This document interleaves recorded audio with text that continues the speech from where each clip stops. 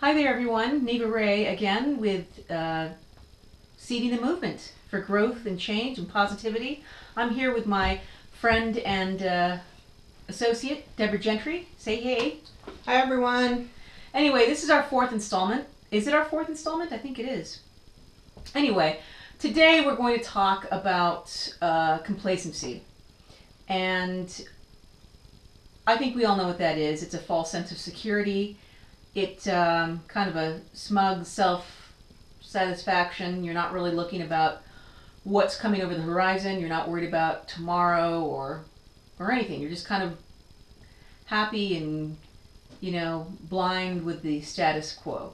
It's kind of like working for a fat corporation. You've got a great paycheck, and you're not squirreling away any money in your savings or thinking about anything else. You're just kind of going through your day-to-day. Not thinking about cutbacks. The cutbacks happen, which are inevitable in the corporate world and in anything. And then you've got no job, you've got no income because you were complacent. So that's not good. That's a dangerous thing to be. Complacency is the enemy. And so it's important to always strive for growth and to be aware of what's on the horizon. I'm a firm believer in that. You gotta color outside of the lines, There's something on the other side, always something more fun. You've got to be positive and dream big. And so you can imagine, if you can imagine something bigger than yourself, something exciting, you can accomplish that. But you have to put the work in. You have to be positive, and you have to dream big. So there's always going to be a reason to not want to do that or to quit if you're in the middle of something new. But the other side of the coin is that there's always going to be a reason to stay the course. So I would choose wisely. I've chosen wisely. This is not an easy profession to be in, but it's fun and it's exciting.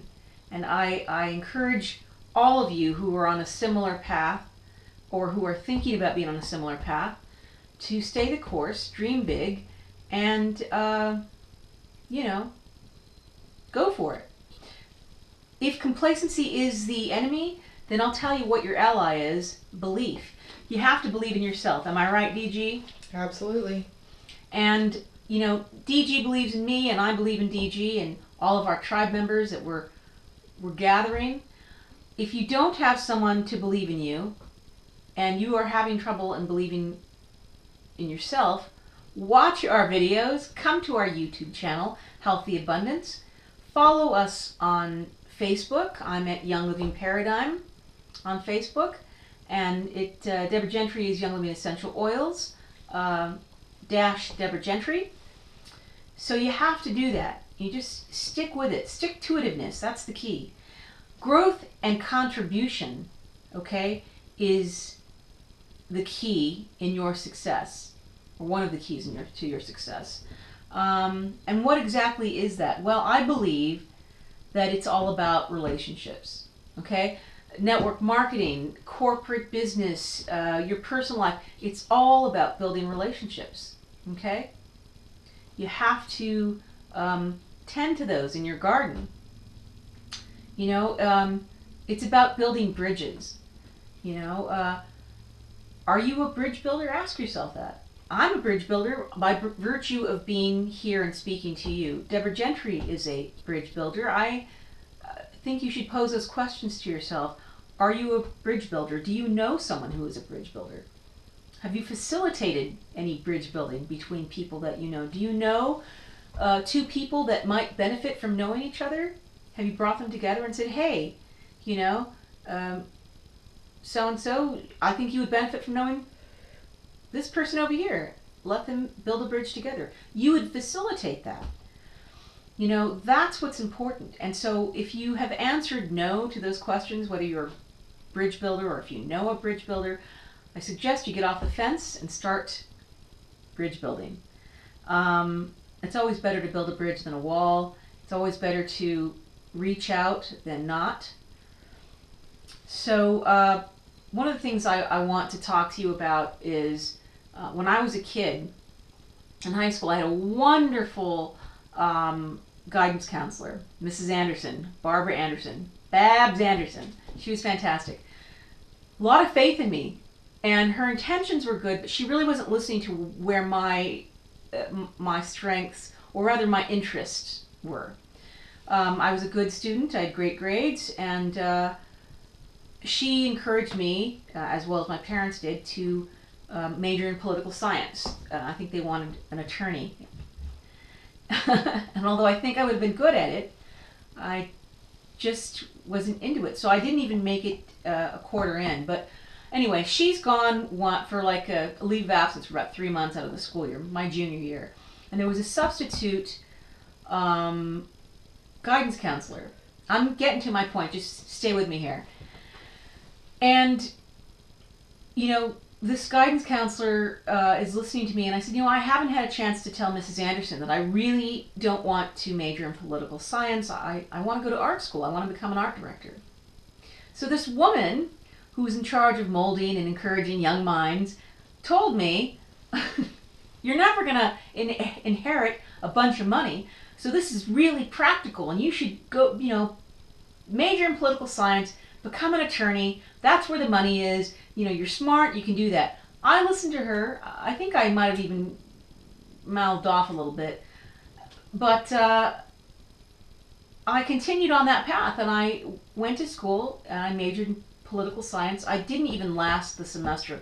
I called home and said, I've already been accepted to an art school, you know, California Institute of the Arts, a great art school.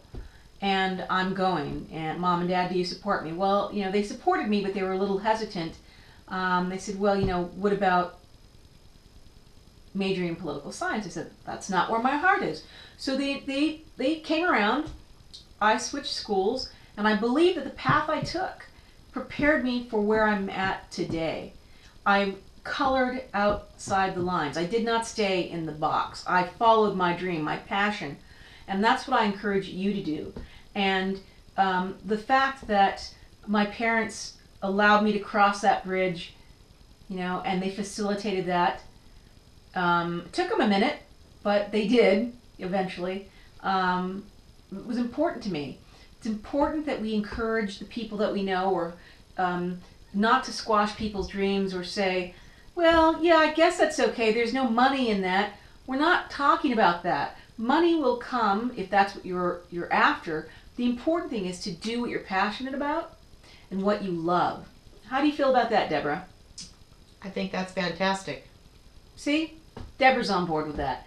Anyway, that's what that little anecdote speaks to believing in yourself and having the courage to take that leap of faith so that you can go forward and build bridges. So there's 4 things I want you to think about, and I want you to repeat these to yourself and practice them. Be daring. I want you to believe in yourself or find someone who believes in you, and I want you to believe in others who warrant that, or who have a dream and you need to be their support system for. Have integrity of purpose and have vision and dream big, my friends. You can do it. Your mountain's waiting for you. Go out there and scale it. Until next time, I'm Eva Ray with Deborah Gentry. We'll see you soon. Bye-bye. Bye-bye.